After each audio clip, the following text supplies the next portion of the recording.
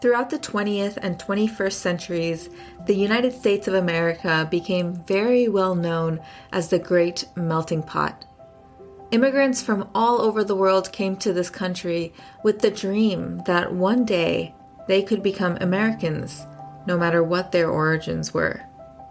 But just like my parents who immigrated from India, settled in the States, and had their own children, aka me and my brother, many immigrants find it difficult to pass the full culture of their homeland onto their children.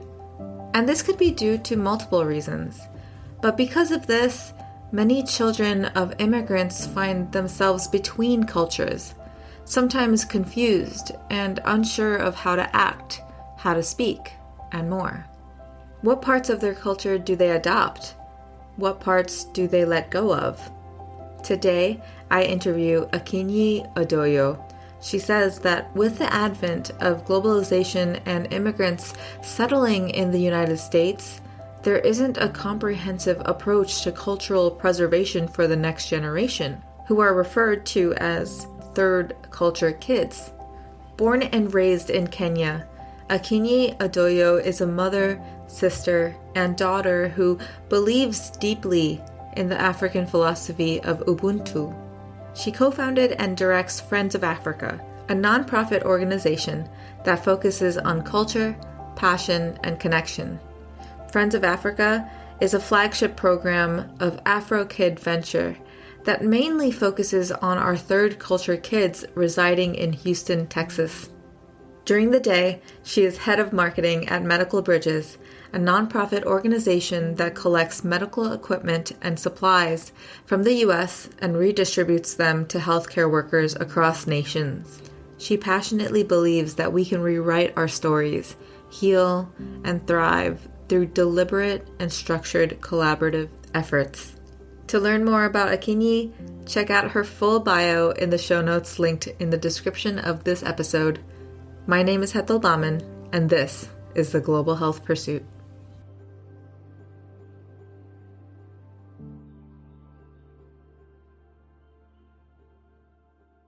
Akinyi, I'm just so excited. We were chatting before I hit record, and I think we were already vibing. I'm excited for this. When I got to know about you, it came through an email from Walter Ulrich, who's the CEO of Medical Bridges. He was like, you need to interview Akinyi. She has a great story, and she works for us now. And I was like, I need to get to know her. So I reached out, and I think it took me 25 minutes before she finally started talking about what she did, her community work. And I'm like, girl, you too humble. You need to talk about all of this stuff. At that moment, I was like, okay, yes. I need to get her on the podcast. I had to pry the information out of you, but I got to it. So, Akinyi, tell me a little bit about yourself, your background, where you were born, and how you ended up in the States.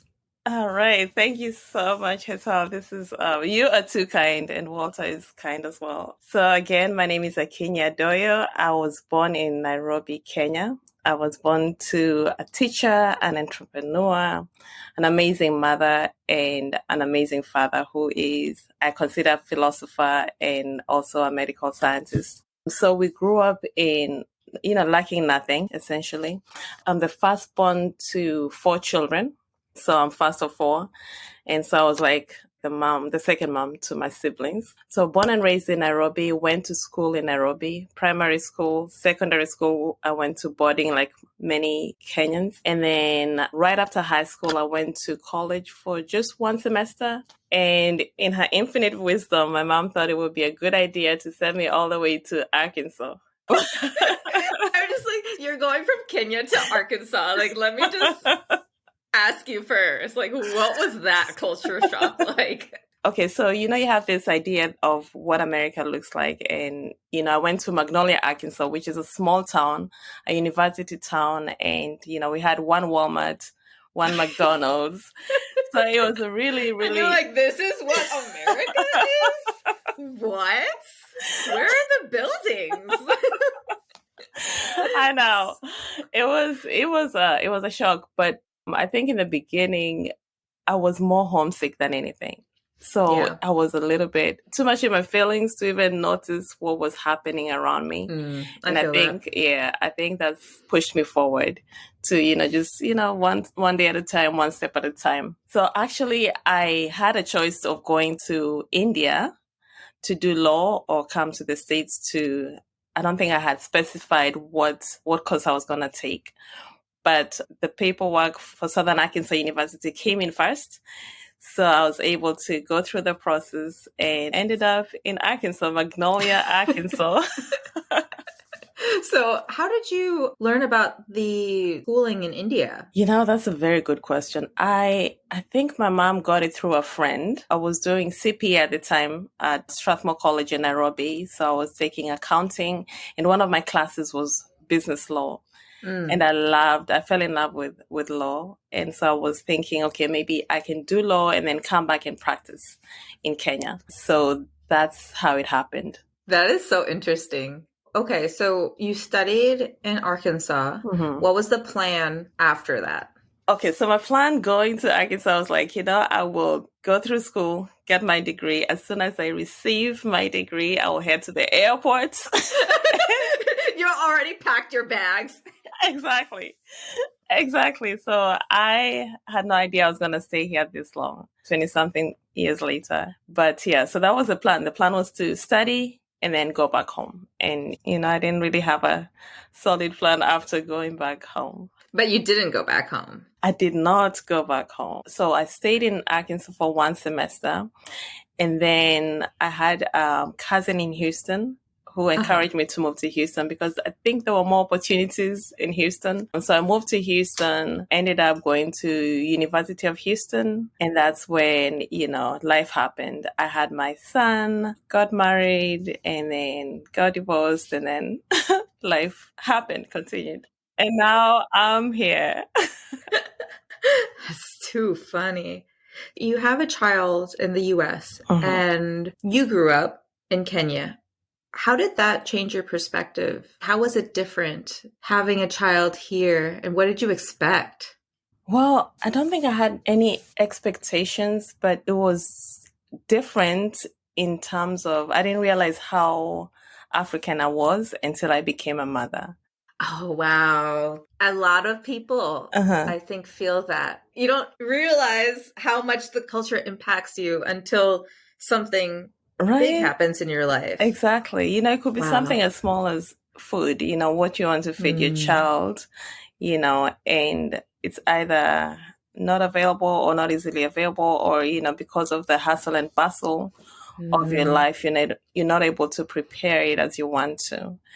And, what used to be the job of a whole village is now left to one person or two people to do. Yes. So it gets overwhelming and it gets lonely at times, the cultural aspect of what makes culture, whether it's language, dressing, food, all that is taken away from you. And of course, that's not, I don't think it's deliberate, but, because you're in a different culture, you have to now learn how to do things differently without guidance. That is so huge, that point that you made, because even in like the Indian culture, right? Every time I go to India, it's like your neighbors and your neighbors' neighbors and everybody around you, they're all congregating, being like, how can I help you? How can I, Exactly. And that is so true, because in the US, it almost feels like we don't even know who lives next to us. Right. Exactly. Wow. Exactly. And I think we underestimate the therapeutic nature of culture and how we embody our bodies when you're in a familiar place, so you can leave your house and maybe go get, groceries, and someone will see you struggling maybe with a cassette and help you. In America, for the most part, we are, constantly worried about the next thing, and you're not even noticing what's happening around you. So it can be overwhelming. It's more about individualism versus community. Exactly. There's a quote on your website, friendsofafrica53.org. It says, "The culture of a people is their identity as it affords them due recognition. There is no denial of the fact that what makes any human society is its culture. a Latin word which is derived from colore, meaning to practice or cherish. For a society to be societal, it must be cultural. Therefore, society and culture are also intertwined. That is so profound. It sums it up, right? It does. It really does. Now, that leads me into my next question for you. I think that your work that you do in your community, it revolves around this one word, and I want you to explain it to our listeners. Ubuntu. Is that how you pronounce it? Yes, that's how you say Ubuntu. What does it mean? What does it mean to you? To me, so Ubuntu is a South African philosophy that centers human collaboration as opposed to individualism. So it highlights the interconnectedness. So it literally means I am because you are, Ubuntu, Kumuntu, Gabantu. So it means I am because you are. And to me, it means that your personality takes on the environment you're in. Mm-hmm. And the environment you're in is composed mostly of people. So for example, if you go to work, you act a certain way, you speak a certain way. If you go to, school or your child's school, you have to be a certain way. And so it's important to be conscious of who is around us and just be conscious of how we are responding to what's around us. That reminds me of that saying, you take on the personality of the 5 closest people that are around you. Correct. Wow. Yes. And also, I think that this is even more important within immigrant families and like first generation children. I'm a first generation South Asian American. And what you say is so true. If I go to work, then I act a certain way. It's like much more professional. You have to put on this persona. Then you come home and I'm like speaking in a Gujarati accent. I'm still speaking English. To my grandmother, it's in Gujarati, or the way that I speak with my parents is very, very different, because I feel like that way, if I speak the way that I speak in a corporate environment, they're probably not going to understand me as much. Right. Right. And it's like a switch. Code switching, right? Right. Yes. So how have you seen this in third culture children, specifically in the African culture, because that's what you are focused in, and that's what you're immersed in? First, I want you to define what third culture kid means. All right. A third culture kid is a kid that is born in a culture other than their parents' culture, or they've spent a significant part of their life in a culture that's not their parents' culture. So they have their parents' culture, they have the culture where they're in, and then they have that third space that they're trying to, the limbo. Exactly. You're trying to, put a little bit of, American culture and a little bit of African culture. So my passion with African third culture kids is unique because there's an extra layer. They don't fit into the African American category fully, and they don't fit in, of course, the white America. And then in some cases, we don't give them our culture as much as we should. They occupy this space where, they're trying to negotiate this worlds. And then on top of that, there's the bullying at schools. There's, of course, the racial issues that we, see every day, the microaggressions that are even worse than the blatant ones. So they go through way more than they can even articulate. So that's where my heart is, to find a way to create spaces where they can just be free to be whatever they want to be. They can, learn their culture if they want to. They can figure out what's, happening in their minds when it comes to negotiating that space, that American space that can be so toxic at times, especially in schools. Because kids are mean. I know. So some of the spaces can be, we've done things like, just play, learn Kenyan games. I've taught them Kiswahili because that's what I know. But the goal is just to create that spark, create a safe space for not just the kids, but the parents. Because, a lot of times we tell them to be their best, but we're also doing what we're telling them not to do. We're performing. Right. They're seeing us perform in the workplace. They're seeing us perform at school, and they're like, who are you? So it's hard to give what we don't have.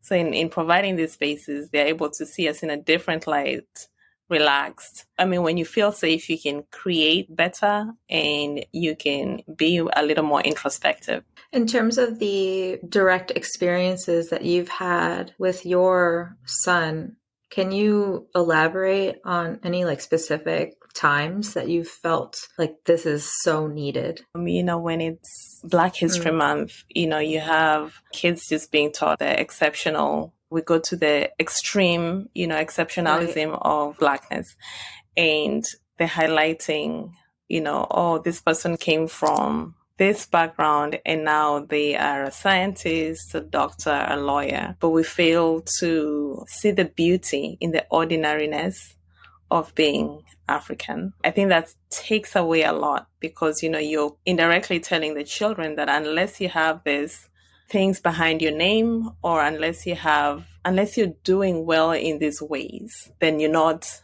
successful, and then we miss out on the little things, the little extraordinary, ordinary things that make them African. So that has been something that I did a lot, especially in primary school where we'd go, I would add some cultural elements like food, music, it could just be simple things like that to get to know culture better. Another thing is comments about, his looks, whether it's his hair. It could be something as, you cut your hair today, it looks good, implying that however your hair grows out of your head is not professional, is not good enough for you to come to school with. Even in school projects, being told what is good for that subject. It's been a struggle dealing with that. And so I'm looking forward to the end of schooling for him.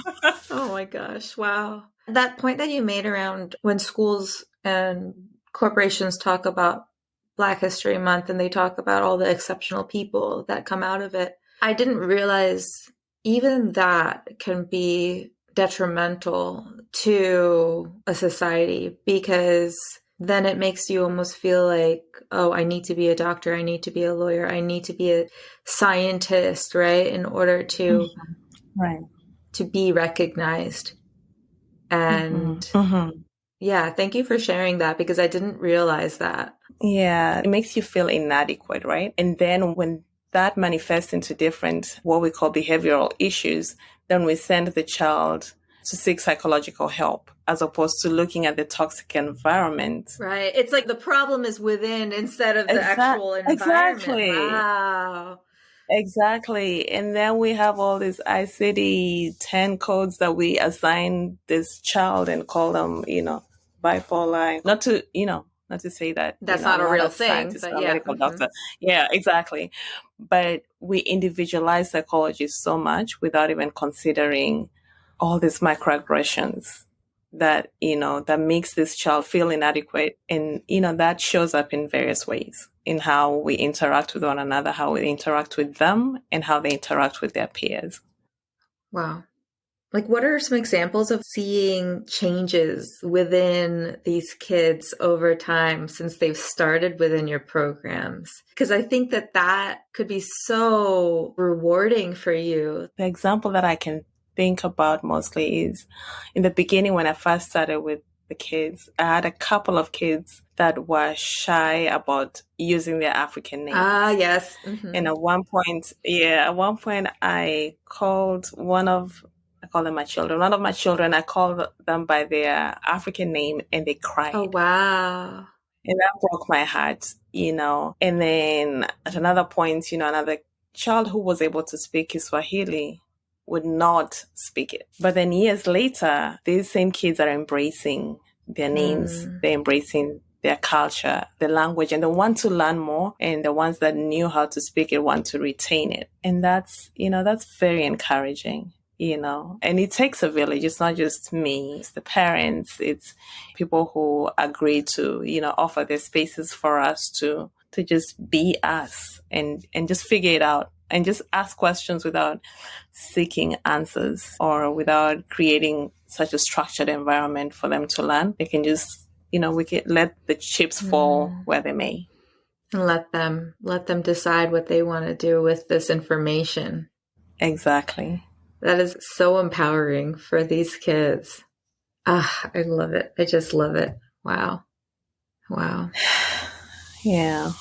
There's so many things that I can relate to. Obviously, my background is not African, but, in the South Asian culture, it seems there's so many parallels. The thing that you said about how the parents don't give them the culture as much as they want to for many different factors. Like my parents they were busy working and they were trying to perfect their English, and they were trying to understand how the school systems worked here. Like it's very difficult when you don't have the time or space to even give that, and for you to be able to bring them a space that would otherwise not be available for them. I think that is really huge, because I often think about in the future, like once I'm married and have kids, what is the culture that I'm going to be giving my kids? And that's often something that I think about, because Indian culture is so, so beautiful. I would hate to lose on that, Right. Yeah. And so I just love this conversation, Akinyi. I hope that when people listen to this, if they're in the Houston area, to get involved. Well, thank you so much for this time, Akinyi. Thank you. I just feel so blessed to even have met you, because you give off such a beautiful aura. You're so kind. You're super kind. And yeah, I hope we keep in touch. Definitely, we will. Thank you for listening to this episode.